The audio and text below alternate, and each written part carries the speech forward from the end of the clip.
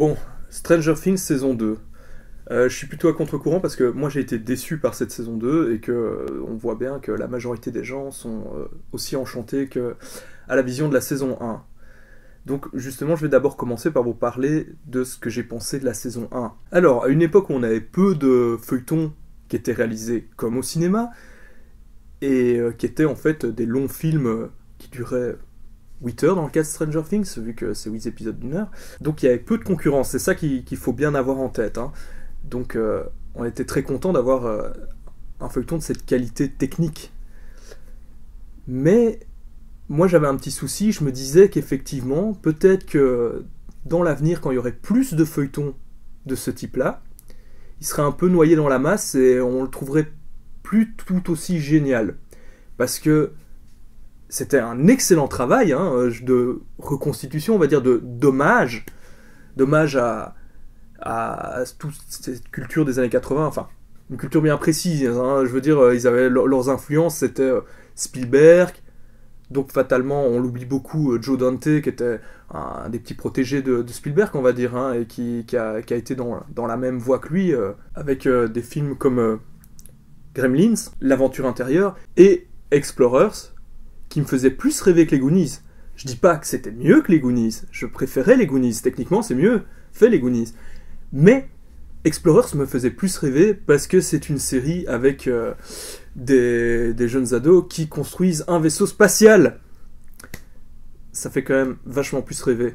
Il a aussi réalisé et été consultant technique pour une série qui en français s'appelait Marshall et Simon, qui moi aussi me faisait délirer, quoi. Là tu prends deux jeunes qui chaque semaine vivent une aventure surnaturelle, c'était vraiment génial. Donc Spielberg, surtout E.T., alors Stephen King, surtout pour Stand By Me, pas mal aussi au niveau de la réalisation de John Carpenter, et la musique bien sûr, et c'est pas moi qui vais critiquer la musique vu ce que j'ai fait pour mon court-métrage hommage à Blade Runner. Pour ceux qui ne l'ont pas vu, bah musicalement c'est du John Carpenter. Hein. Alors on oublie aussi que dans leur influence il y a aussi John Hughes, que beaucoup de gens connaissent plutôt par Ferris Bueller Day Off, qui aura inspiré la série Parker Lewis, Oncle Buck, il a scénarisé Les Mamans j'ai raté l'avion, mais ici c'est surtout pour les films 16 Candles et The Breakfast Club. En fait, la saison 1, moi j'avais tout enchaîné presque en un jour, enfin peut-être un jour et demi, mais effectivement j'étais bien quand je la regardais, c'était bien foutu, c'était bien fait, c'était comme tout le monde. J'ai été charmé par le personnage de Eleven, hein, je veux dire, prenez ça les féministes, c'est pas parce qu'il y a un personnage féminin que soudainement on va pas aimer, hein, non, nous un personnage il est bien ou il est pas bien, hein, voilà, c'est tout. À mon avis les féministes ont failli avoir un infarct quand elles ont vu une de leurs icônes passer le balai. Mais quand je suis arrivé au bout, il y avait quand même quelque chose qui m'emmerdait, c'est que je trouvais que la phase finale arrivait trop tard, il y avait eu un peu trop de remplissage, et qu'en plus elle était trop expéditive. Et aussi ma conclusion c'était que le scénario il était un peu simple. Je dis pas qu'il fallait qu'il soit complexe, mais j'aurais voulu qu'il soit moins basique. Parce que c'est ça l'intérêt. Je veux dire, les films dont ça s'inspire sont mieux que Stranger Things. L'intérêt de faire ça en 8 heures, c'est que tu te dis, tu peux plus développer, tu peux faire une histoire un peu plus complexe, quoi. Mais par contre, oui, les personnages étaient un petit peu plus développés que dans les films dont ça s'inspire. Quoique, non, The Breakfast Club et 16 Candles, c'est des films où on prend des adolescents et où ils sont quand même pas mal développés, donc en fait, c'est une connerie ce que je viens de dire. Malgré tout, malgré ces petites choses qui me chiffonnaient, je le conseillais à tout le monde, je disais aux gens, et d'ailleurs aux gens qui n'auraient toujours pas vu, regardez-le, quoi, regardez la saison. Effectivement, c'est un travail bien fait. Vous avez remarqué qu'il y a un truc bizarre, c'est que, donc ça s'inspire de Spielberg, etc. et compagnie, qui faisaient des films qui se passent... c'est vrai qu'il y avait des références, des choses bien ancrées dans les années 80 dans leurs films, mais pourtant, eux faisaient eux-mêmes une espèce d'hommage idéalisé à l'époque de leur enfance. C'est encore plus flagrant chez Joe Dante. Tu regardes Gremlins, tu regardes Explorers, années 80... franchement, non. Non. Dans Gremlins, t'as rien d'années 80, quoi. Quand ils regardent la télé, ils regardent des vieux films en noir et blanc, des vieilles séries B en noir et blanc, je veux dire, non. Et c'est ça qui est spécial, c'est que maintenant, donc, on s'inspire de ces films pour dire hommage aux années 80, alors que ces films eux-mêmes, c'était des hommages aux années 50, quoi. Alors, la saison 2.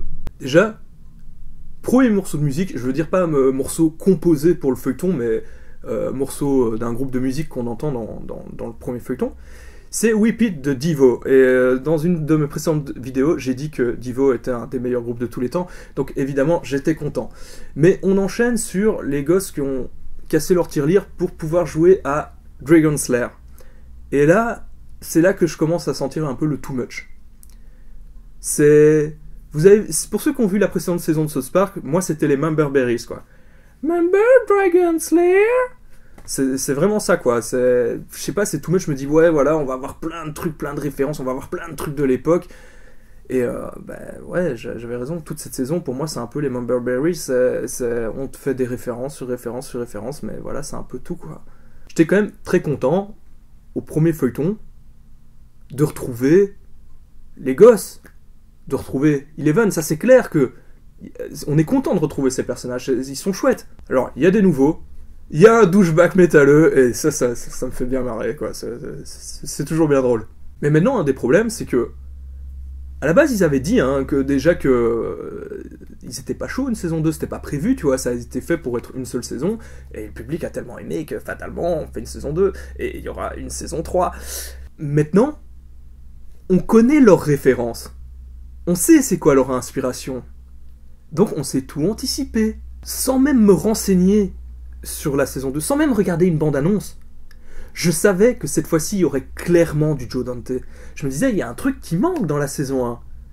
Ils ont pas une espèce de petite... Attention, maintenant, c'est les spoils qui vont arriver, mais des petits spoils mineurs. Mais si vous n'avez pas vu la saison 2, vous allez très très loin, ou vous regardez plus, ou vous regardez plus tard, vous revenez.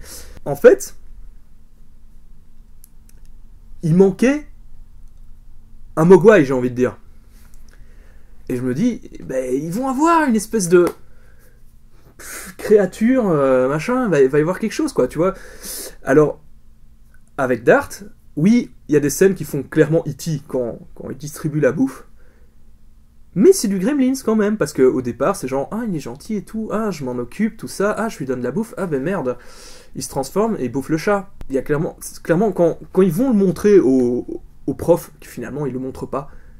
Je sais pas si vous vous souvenez que dans Gremlins, ils amènent un Mogwai au prof. Aussi, des fois, ils te disent ce qui va arriver, parce qu'on les voit se déguiser à Halloween en Ghostbusters, et quand ils cherchent après Dart, avec leur talkie, ça fait référence à la scène de l'hôtel de Ghostbusters. Alors, il y a autre chose, je sais pas si vous l'avez remarqué, mais Eleven a le look d'Ellen Ripley.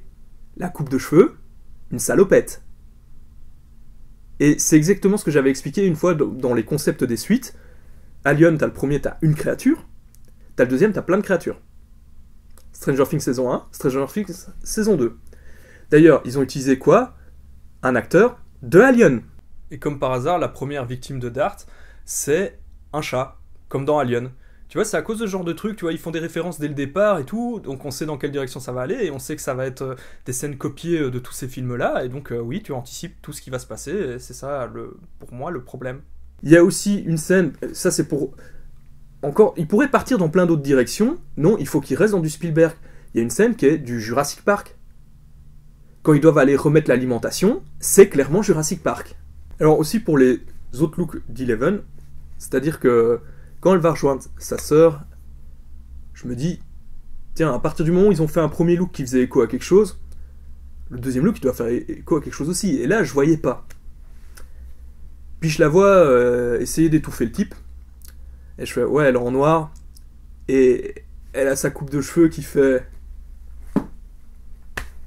le casque de Dark Vador, clairement.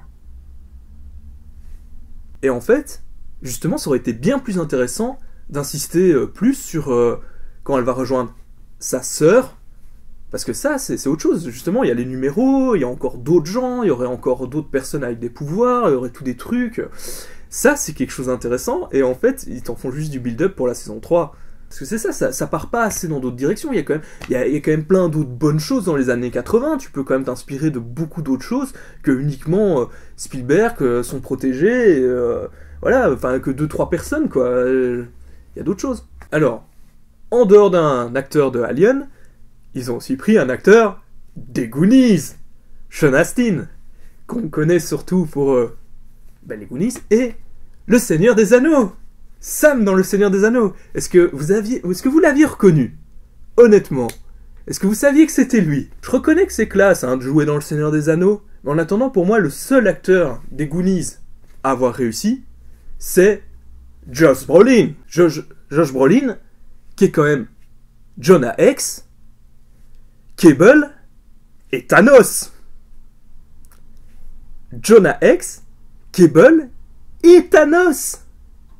Tu peux pas faire plus classe. Ça fait partie de mes personnages préférés de comics. Et franchement, ils sont au top. Ils sont au top. Franchement, Thanos, il va mettre son gant de l'infini et ce sera un petit tour à la fistinière pour les Avengers, quoi.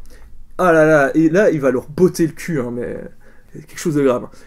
Je suis sûr que quand Chuck Norris croise Josh Brolin, il baisse les yeux. Il baisse les yeux, fieu. Tandis que Sean Astin, il aura été juste la potentielle intrigue amoureuse de Frodo.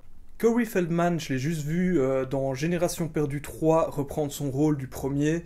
Le film est marrant, ça se fout à fond de la saga Twilight, qu'il faut le dire, moi j'ai vu que le premier film, mais quand je l'ai vu, je me suis dit, c'est une réécriture de Génération Perdue, mais version féminine. Et naze. Le problème, donc, avec cette saison 2, c'est que, ouais, c'est bien fait, mais je me suis limite ennuyé. Vraiment. Tellement tout était prévisible, tout était plat, certaines choses sont un petit peu lentes. Et en fait, ce qui est triste, c'est que ça me fait limite revoir la saison 1 en focalisant sur justement certaines petites choses qui me chiffonnaient, certains petits défauts. Et en fait, ça me déçoit donc finalement... ça me déçoit presque de la saison 1. J'essaye quand même de me rappeler le sentiment, le feeling que j'ai eu à ce moment-là, que c'était quand même bien tombé au bon moment, le feuilleton de l'été, quand il n'y a pas de concurrence, etc. et tout, c'était bien tombé. Je regarderai la saison 3 et j'espère que ça enverra le pâté, qu'ils arriveront à faire quelque chose de peut-être un peu plus inattendu, etc. Je pense qu'ils ont eu peur à cause de... Bon, déjà, c'était pas prévu, mais l'enseignement de True Detective saison 2 qui se passait pas avec les mêmes personnages, qui était une toute autre histoire, et où les gens avaient l'impression de pas retrouver le ton de la série. Tandis qu'ici, on retrouve les personnages. Moi, je trouve que retrouver les personnages, ça peut être suffisant pour être simplement garder le ton. Tu peux faire quelques petits échos à la saison 1, sauf que là, il y en a trop, quoi. Il y a vraiment des passages qui sont la même chose que dans la saison 1, quoi. Et c'est vraiment, ah oui, le public il va péter un câble si ça part dans d'autres directions, allez, refaisons la même chose. Mais non, j'ai pas envie de voir la même chose. Garde peut-être un peu de la saison 1, les personnages, un peu de l'ambiance, un peu des influences, mais va dans d'autres directions, quoi. C'est triste, ça. Moi ça me déçoit. Bon, je sais qu'on va me jeter des cailloux parce que partout tout le monde dit que c'est absolument génial. Bye bye.